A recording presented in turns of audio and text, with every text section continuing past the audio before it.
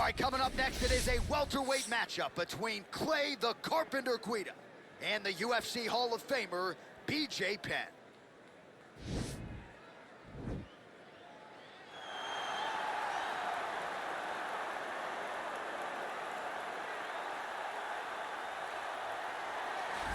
All right, so here he is, one of the better offensive takedown guys we have in the UFC, DC. And if anyone is well-equipped to speak to this, it is you.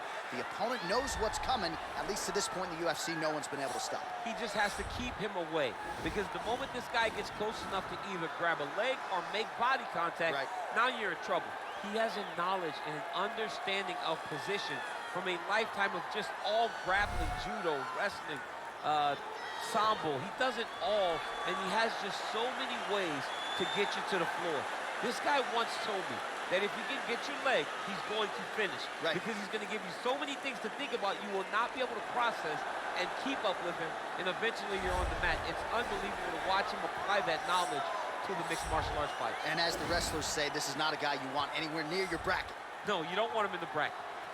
Well, this dude is a submission magician. I am very thankful I am not fighting him here tonight, and it's really a case of pick your poison. He has so many different chokes in his arsenal and has been a master of getting these fights exactly where he wants them. There are black belts and there are guys like this who can do jiu-jitsu at a level that not many people, regardless of the time spent, can truly get to.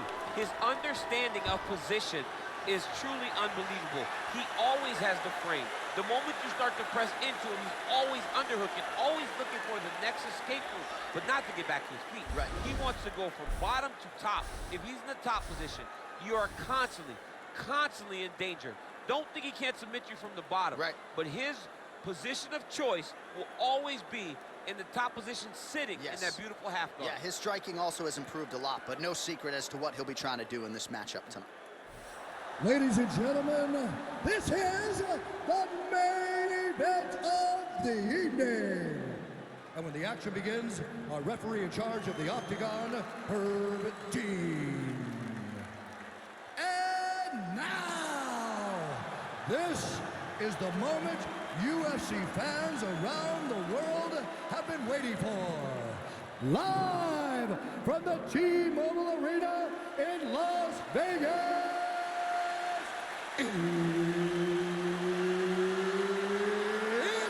time!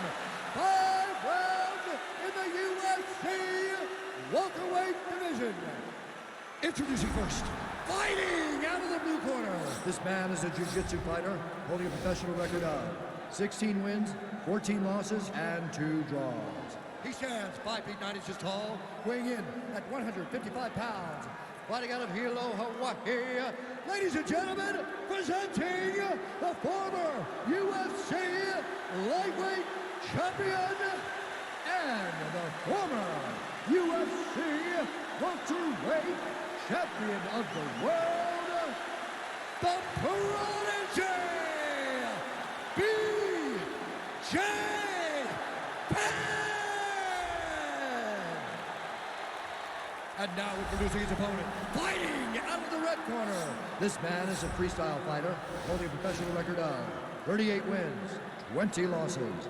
He stands 5 feet 7 inches tall, weighing in at 155 pounds. Clay the Carpenter Guida!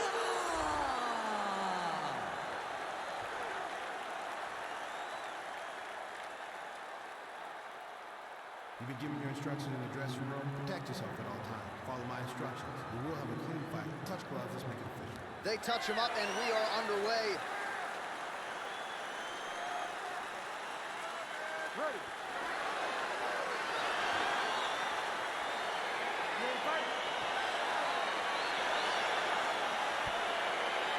Well, for all the places we go in the world, few can hold up to this one. Good evening from T-Mobile Arena here in Las Vegas, Nevada. Opened April of 2016. UFC got there for the first time in UFC 200, and they've been bringing big shows seemingly every other month ever since. They call Vegas the fight capital of the world. And if you're talking about a home base for the UFC, you're talking about T-Mobile Arena, home to some of the biggest UFC events ever. UFC 200, Conor McGregor versus Khabib Nurmagomedov. This place has been the home of some of the biggest UFC fights in history. Tonight, you get to take the same walk to that octagon to try to make your mark on the sport. Well, perhaps a sign of things to come as he lands a kick there. Nice kick landed by the fence. Rubber guard now, DC, some submissions at his disposal if he so chooses. Yeah, he does it. Penn's got his head. Let's see if he can secure a guillotine choke here. Oh, he's not gonna guillotine. He might get a finish here. Oh, what a beautiful counter to the guillotine there. Against side mount, and now maybe the Von Flute choke will be there. Open St. Preux has got to like that transition there.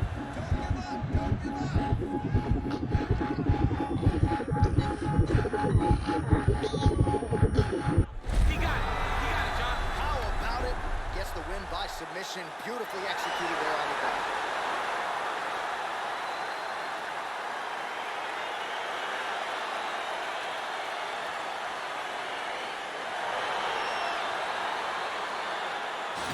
So there's the horn. That means it's the end of the round. And get that man a singlet, man, right? Offensive wrestling on point tonight. That was a tutorial.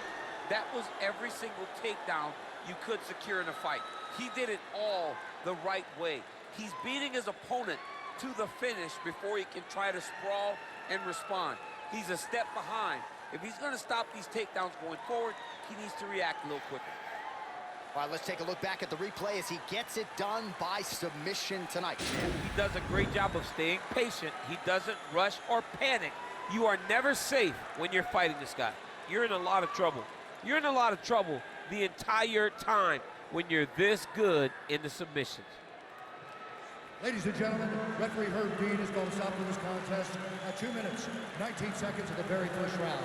For the winner by submission, play the competitor!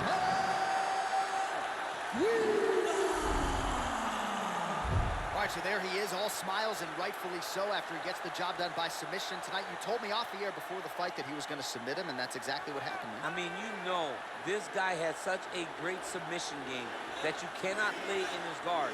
And his opponent is known to lay in the guard. He made him pay for it tonight, got the submission victory.